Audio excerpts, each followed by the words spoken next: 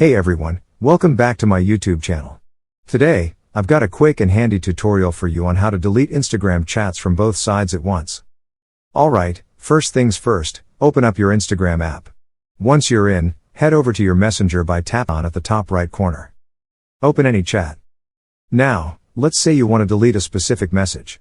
Simply tap and hold on the message you want to remove. After holding it for a moment, you'll see some options pop up. Hit that delete or unsend option. And just like that, it's gone from your side. But what if you want to wipe out an entire chat at once from both sides? Well, it's still straightforward. Go to the profile of the person whose chat you want to delete. Once you're on their profile, look for the three dots in the top right corner. Tap on them, and a menu will appear. Now, you might be wondering why I'm suggesting you tap on Report. But don't worry, we're not reporting anyone. Select Report, and you'll be prompted to choose a category. For the sake of this method, let's choose something harmless like spam. After selecting a category, hit Submit Report. This report will be sent to Instagram for review.